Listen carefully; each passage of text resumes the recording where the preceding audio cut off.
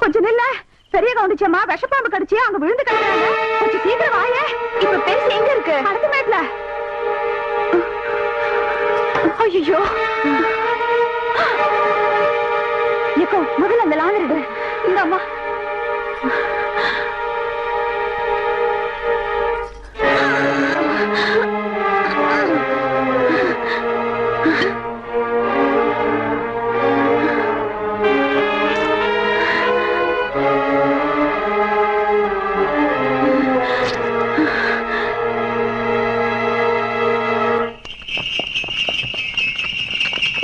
கவுண்டரியா, ஐயா ஐயா ஐயா, நம்ம பெரிய கவுண்டிச்ச பாம்பு கடிச்சு போட்டுச்சியா.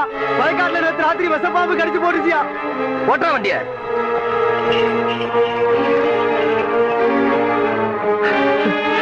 அத்தா அத்தா,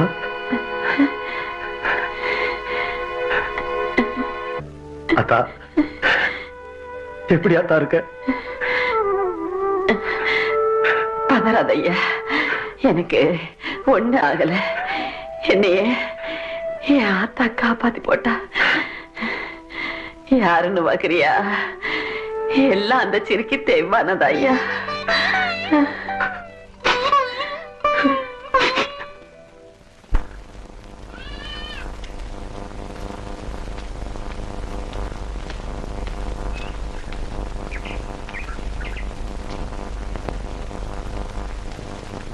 தெய்வான,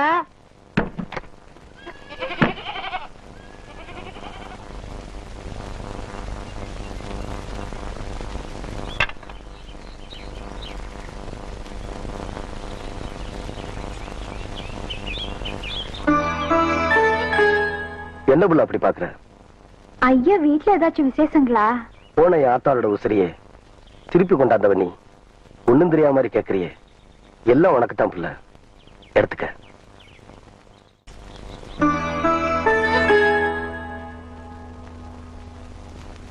கவுண்டரையா, நீங்க தப்பா நினைக்கலனா நான் ஒண்ணு சொல்லட்டுமா?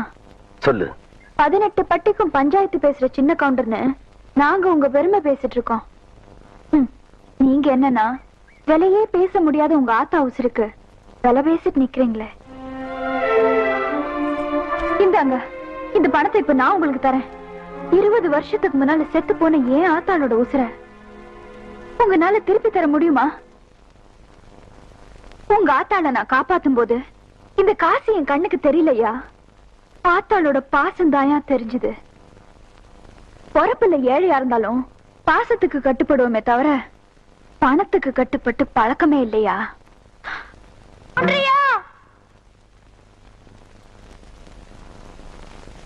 தலை கவுந்து நிக்கிறது கதிருக்கு வேணா பெருமையா இருக்கலாம். தலை நிமிர்ந்து நடந்தாதாயா எங்க கவுண்டருக்கு பெருமை.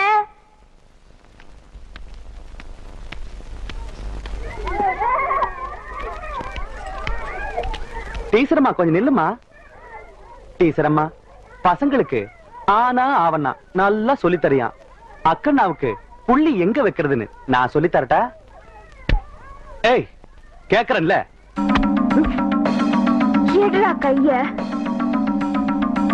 இந்த தொரட்டியால ஆட்டுக்கு இலதலை மட்டும்தான் புடுங்கி போடுவேன்னு நினைக்காத. போன்ற மாதிரி தெருநாயங்களோட தலையும் புடுங்கி போடுவேன். ஜாக்கிரதை. தெய்வானே, உன் தங்கச்சி மேல கை வச்சு போட்டேன்னு பாதறியா? சரின்னு சொல்லு, உன் மேலே கை வச்சிடுறேன்.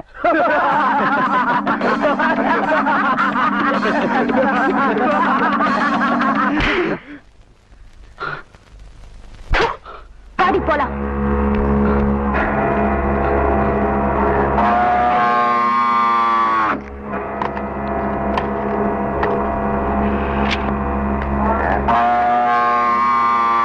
என்ன பூச்சி கத்துது? இந்த காளை சின்ன கவுண்டன் தோட்டத்துல தானே மேய்ஞ்சது.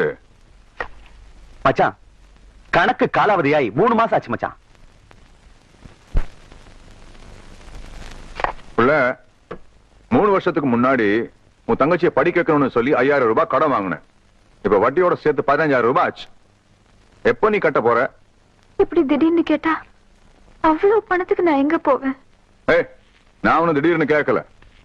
நீ கட்ட வேண்டிய கடன் காலாவதியாகி 3 மாசம் ஆச்சுன்னு கணக்கு சொல்லுது. வாங்கும்போது இருக்கிற அக்கறை கொடுக்கும்போது கூட இருக்கணும் புள்ள. ஏ பூச்சி, நீ காலாவதியான கணக்கு எப்படி வசூல் பண்ணுவியோ அதே மாதிரி இந்த கணக்கையும் இவகிட்ட இருந்து வசூல் பண்ணிக்க. என் மச்சான் என்ன சொல்லி போட்டு போறான்னு புரியல. வாங்கின கடனை என்கிட்ட கொடுத்து கழிக்கிறியா இல்ல என் கூட கழிக்கிறியா அப்படின்னு கேட்டு போ சொல்றார். உனக்கு எப்படி வசதி? உன்ன மாதிரி கேடு கெட்டவனுக்கு முந்தி இருக்கிறத விட ஊர் ஜனங்க கிட்ட கையெந்திரது எவ்வளவோ மேலு. ஓய்வு இருந்து வச்சாவது எண்ணி 4 நாள்ல உன் கடனை நான் அடைக்கல. நான் ஆவடிக்கு பொண்ணுலடா.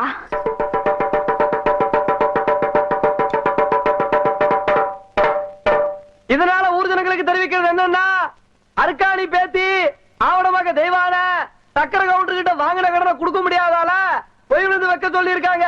அதுக்கு எல்லாரும் வந்து சேர்ந்துருங்க சாமியோ. இந்தப்பா நாங்க 2 பேரு. என்னடா 2 பேரு? ஓசில சோறு போடுறாங்க. ஓசியில சோறு போடுறாங்க. இந்த அண்டாவாயை திறந்து இந்த பானை வயித்துல ஒரு வாரத்துக்கு கட்டலான்னு பாக்குறியா? இது மொய் விருந்து. மொய் விருந்தா? வீடு வீடா போய் பிச்சை எடுக்கிறதுக்கு பதிலா வீட்டுக்கே கூப்பிட்டு பிச்சை எடுக்கிறது. புரியலையே. அடே, வாங்கின கடனை கட்ட முடியலன்னா ஊருக்காரங்களை கூப்பிட்டு நம்ம விருந்து போடணும். அவங்க சாப்பிட்டு போகும்போது இலைக்கடியில அவங்களால முடிஞ்ச பணத்தை வச்சுட்டு போவாங்க. மான வெக்கத்தை பார்க்காம அந்த எச்ச இலையை எடுத்து போட்டு அந்த பணத்தை எடுத்து வாங்கின கடனை கட்டணும். பாவம், யாருக்குமே இந்த நிலைமை வரக்கூடாது. அந்த தெய்வான பொண்ணுக்கு வந்துருச்சு.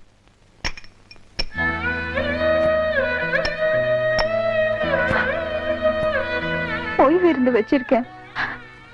உங்களால ஆன உதவிய செய்ய.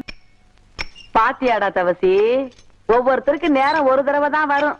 நீ கொடுத்த பணத்தை தூக்கி எறிஞ்ச சிரிக்கி இப்ப ஊடு ஊடா இறந்துகிட்டு வராளாம். கொடுத்த காசை நோவாம வாங்கி வைக்கிறத விட்டு போட்டு வாங்குற கடனுக்காக வாசலா ஏறி இறங்கிட்டு இருக்கா. கூழ் வச்சு குடிக்கவே வக்கில்லாத கழுத காகரியோட மொய் விருந்து வைக்கிறதுக்கு என்ன பண்ணுவான்னு நினைக்கிற?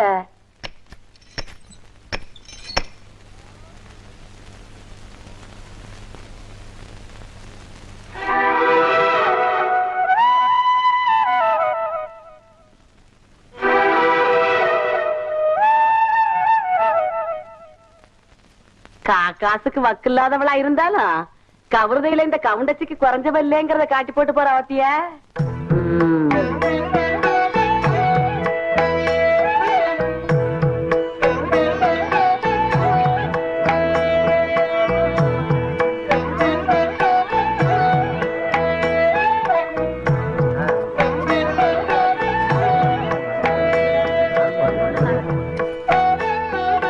சாப்பிடுங்க. சரி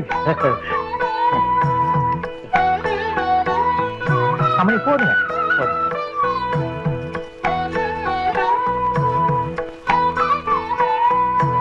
மொய் வைக்க போறீங்கல்ல? ஆமாங்க. அப்ப சாப்பிடுங்க. ஓ, பாயசம் கொண்டாங்க ஐயா. நேரம் ஆகுது இல்ல?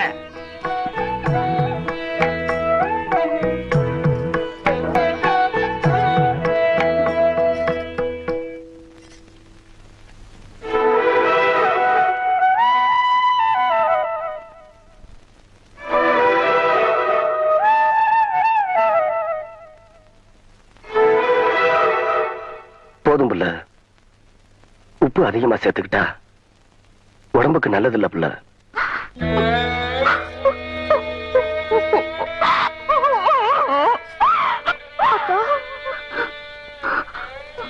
நமக்கு இந்த நிலைமை வந்ததுக்கு அருளவதையே அரிச்சு குடிச்சிருக்கலாம் அக்கா.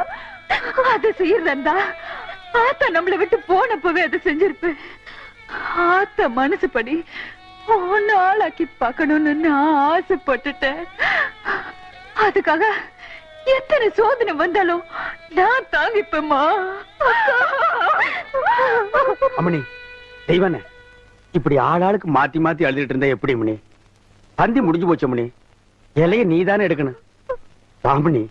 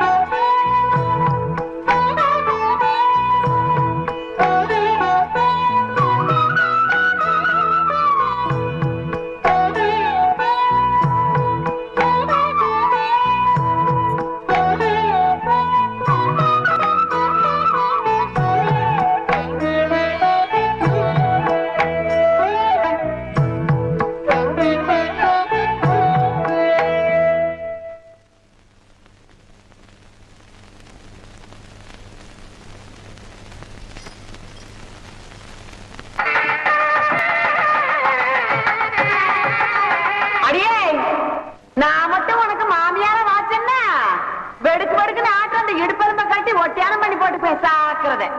ஏ பெருசு, நான் மட்டும் உனக்கு மருமகளா வாச்சேன், உன் முதுகெலும்ப பொல பொலன்னு உதித்து நூல்ல கொத்து மாலையா போட்டுக்குவேன் ஜாக்கிரத. ஆடிய போன காலச்சிருக்கி கண்ணா பின்னான்னு அலையில கண்ணாமணி ரெண்டையும் தோண்டி கையில கொடுத்து போடுவேன். ஆமா, எம்பட கண்ண நீ நோன்றியா இல்ல உம்பட கண்ண நான் நோன்றேன்? நானு நடக்கிறது நடந்ததுக்கு அப்புறம் பாத்துக்கலாம்.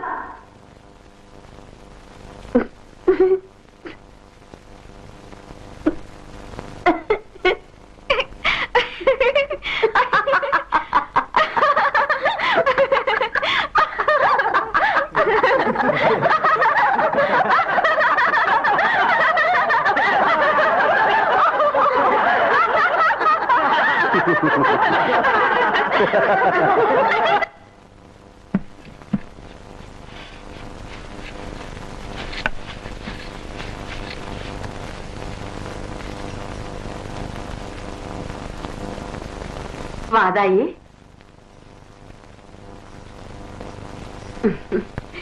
என்றா இந்த கிளவி கிடந்து பழச போட்டு தொடச்சுக்கிட்டு இருக்காளேன்னு பாக்குறியா? என்ற வீட்டுக்காரு போனதுல இருந்து இந்த கட்டுல 15 வருஷமா கடப்புல போட்டு வச்சிருந்தேன். இன்னைக்கு சொந்த கொண்டாட நீ வந்துட்டியா, அதான் தொடக்கிறேன்.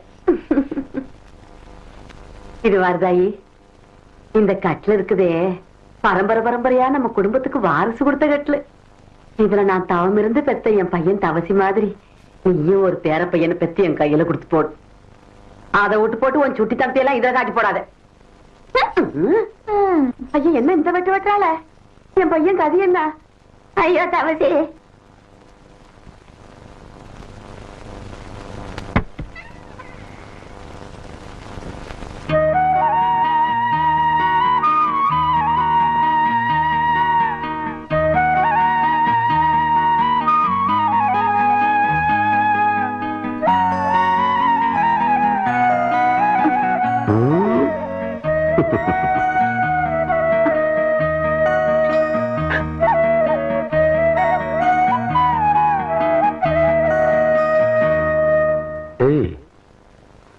என்னது?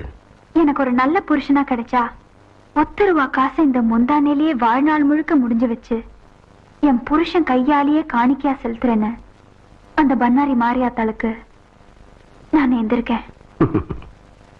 ஏம்பல, எந்த மேல உனக்கு நம்பிக்கை இல்லையா? ஐயோ, அப்படிலாம் இல்லைங்க. நான் கட்டிருக்கிற இந்த சேலை, போட்டிருக்கிற நகை நட்டு எல்லாமே உங்க ஆத்தா எனக்கு கொடுத்ததுங்க. எனக்கு என்ன என் தாய் வீட்டு சீதனமா எதையுமே.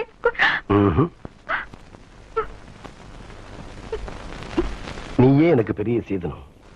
நீ சொல்ற ஒன்ற தாய் வீட்டு சீதனம் ஏற்கனவே என்கிட்ட இருக்கு.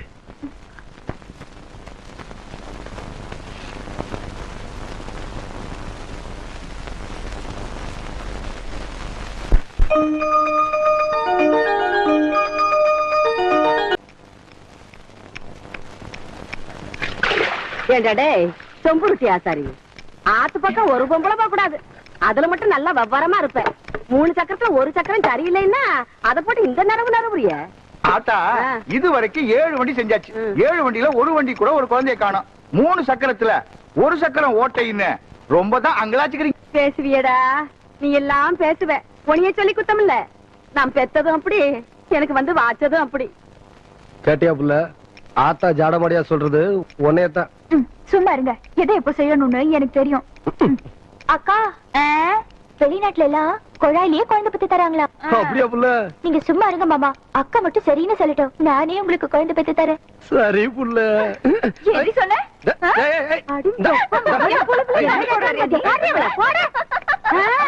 ரொம்ப நாளாவே அவளுக்கு அவன் மேல ஒரு கண்ணடி.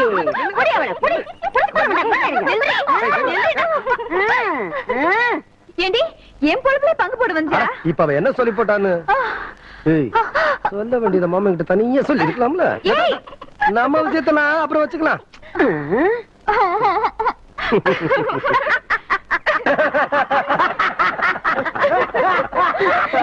எப்படியோ எனக்கு பேர வந்தா சரிதா என்ற சம்பு.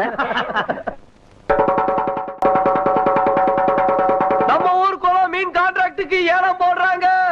நாளை காலையில எல்லாரும் ஏலத்துக்கு வந்து சேர்ந்துருங்க சாமியோ. ஐயா சின்ன கவுண்டர் வராருங்க. வணக்கம் வணக்கம், உட்காருங்க. யோ, உனக்கு அறிவு இருக்கா? நெத்தியில பட்டையா நாமத்தை போட்டு முன்னாடி உட்கார்றிய, உன்னை பார்த்துட்டு யாராவது ஏலம் கூறுவாங்களா? நீ எல்லாம் பின்னால உட்கார வேண்டிய ஆளு. எந்திரியா, ஆபத்தாக முடிச்சு.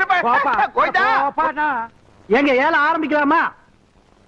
நம்ம குளத்தோட மீன் கான்ட்ராக்ட ஒரு வருஷத்துக்குன்னு சொல்லி 5 ரூபாய் ஆரம்பிக்கிறேன். ஏலம் 5 ரூபாய், 4000 ரூபாய். ஐயா, நீங்க ஏலம் எடுக்கிறீங்க, அதனால கொஞ்சம் படிப்படியா குறைச்சிட்டு வரலாம். சும்மா 500 ரூபாய், 1000, 5000 ரூபாய், 10,000, 20,000, 30,000, 40,000.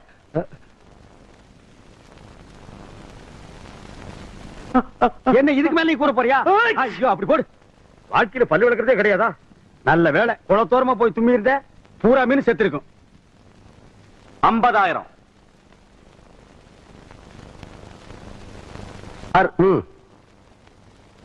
அவங்களே எடுத்துக்கிட்டும். சக்கரை கவுண்டர் 50,000 ஒரு தரம், சக்கரை கவுண்டர் 50,000 2 தரம், சக்கரை கவுண்டர் 50,000 3 தரம். ஏண்ட மதுசாமி உங்க சின்ன கவுண்டர் எந்திரிச்சு போறாரு? வருஷம் அவர் எடுக்கிற குளத்தை சக்கரை கவுண்டர் எடுத்துட்டாருல, அதனாலதான் கோச்சிட்டு போறாருன்னு நினைக்கிறேன்.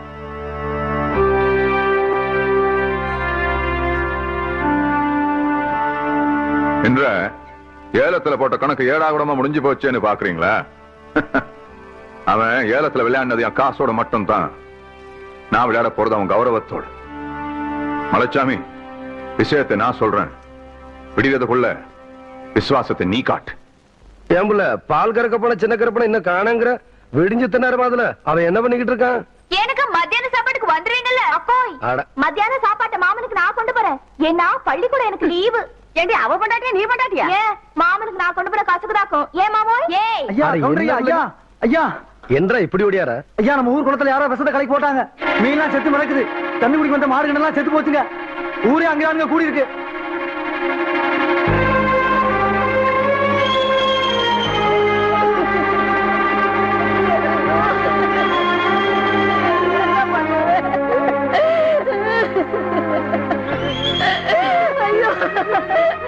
ஐயோ ஐயோ ஐயா, பெத்த நாய் மாதிரி எங்க குடும்பத்துக்கு சோறு போட்டுச்சு. இப்படி அநியாயமா சாக கிடக்கு. இனிமே நாங்க என்ன பண்ண போறோம்னு ஒண்ணும் புரியலையா ஐயா?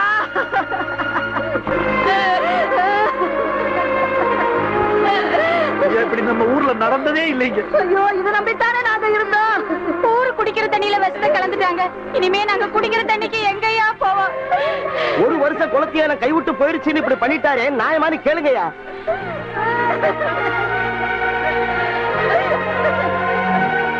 என்னையா பாத்துக்கிட்டு இருக்கீங்க? குடும்ப பகையை மனசுல வச்சுக்கிட்டு நாங்க ஏலம் எடுத்த குளத்துல விஷத்தை கலந்துட்டாரு, நியாயமான அவரே கேளுங்கயா. கவுண்டரே, நேத்து உங்களுக்கு ஏலம் கிடைக்கலன்னு கோவிச்சுட்டு போன நீங்க இப்படி ஒரு காரியத்தை செய்வீங்கன்னு நாங்க எதிர்பார்க்கவே இல்லை. ஐயா, ஐயா, ஐயா, யோ, யாரு மேலயா பழி போடுறீங்க? இந்த சின்ன கவுண்டர் ஐயா குடிக்கிற தண்ணியில விஷத்தை கலந்துட்டாரு. எலும்பில்லாத நாக்க வச்சு எப்படி வேணாலும் மடக்கி பேசுறீங்களா? கவுண்டர், நான் சொல்லல இந்த கூட்டத்தை நம்பாதீங்கன்னு. நேத்துக்கு நம்புனீங்க, இன்னைக்கு கால வாரிட்டாங்க பாத்தீங்களா? யோ, கால வாரினது யாருன்னு பஞ்சாயத்து முடிவு செய்யட்டும். நாளைக்கு பஞ்சாயத்துக்கு சின்ன கவுண்டர் வர சொல்லு. என்னையா சொன்ன? பஞ்சாயத்துக்கு சின்ன கவுண்டர் வரணுமா? நீங்க விடுங்க கவுண்டர். பின்ன பாருங்க. வெல்ல, சந்தேகப்படுறதுக்கு எல்லாத்துக்கும் உரிமை இருக்கு. குற்றவாளி யாருன்னு முடிவு பண்ண வேண்டியது பஞ்சாயத்து தான். அந்த பஞ்சாயத்துக்கே நாம மரியாதை கொடுக்கலனா நல்லா இருக்காது. பஞ்சாயத்துக்கு ஏற்பாடு பண்ணுங்க.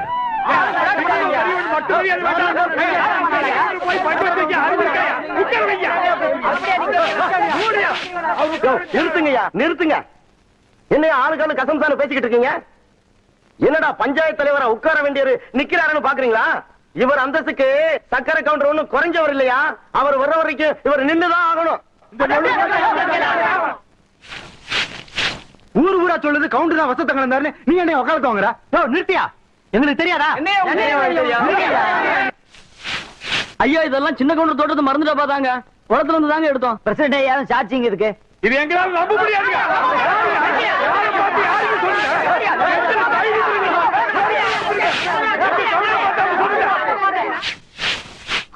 அக்கா அக்கா அக்கா மாமா இங்க பஞ்சாயத்து போயிட்டாங்களா?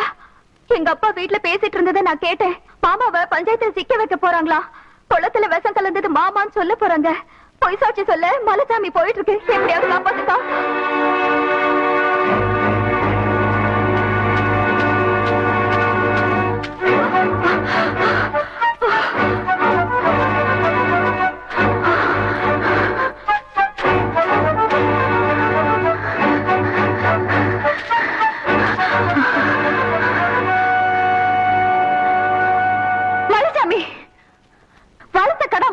மாதிரி உன்னை ஆளாக்கி பார்த்த குடும்பத்தையே பாழாக்க நினைக்கிறியே, இது உனக்கே நல்லா இருக்கா? காய்ஞ்சு போற எலும்பு துண்டுக்கு ஆசைப்பட்டு கவுண்டர் கௌரவத்து மேலே கை வைக்க பாக்குறியா? உண்ட வீட்டுக்கு ரெண்டகம் பண்ணிராத. கேவலம் ஆடு மாடு மேய்ச்சிட்டு இருந்த நீ திடீர்னு ஒரு நாள் கவுண்டச்சி ஆயிட்டான்னு எனக்கே புத்தி சொல்ல வந்துட்டியா? படிச்சவனுக்கு என்ன மரியாதை கொடுக்கணும்ன்றது உன் புருஷனுக்கு தெரியல. அது என்னன்னு புரிய வைக்கிறதுக்கு தான் இப்ப நான் போய்கிட்டு இருக்கேன். மலைசாமி, நீ தங்கத்துக்கும் தகரத்துக்கும் வித்தியாசம் தெரியாம போய் மவராச மாதிரி ஒரு ஈ எறும்பு கூட தீங்கு நினைச்சது இல்ல. அவருக்கு எது சாட்சி சொல்ல போயிடாத.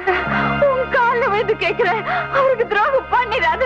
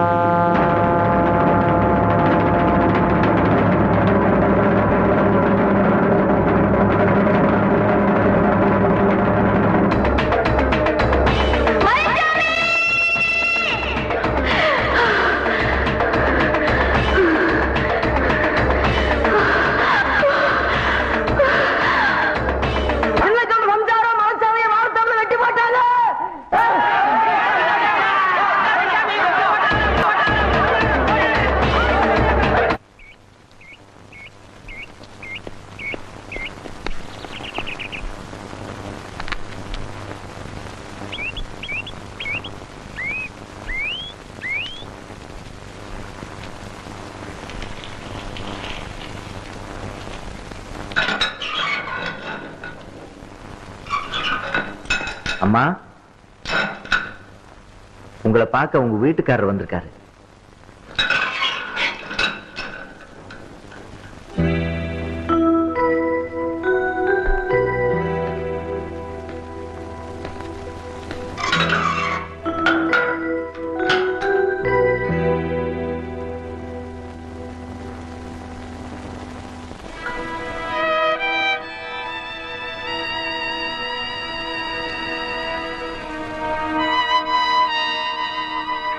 இவ்வளவு பெரிய காரியத்தை நீ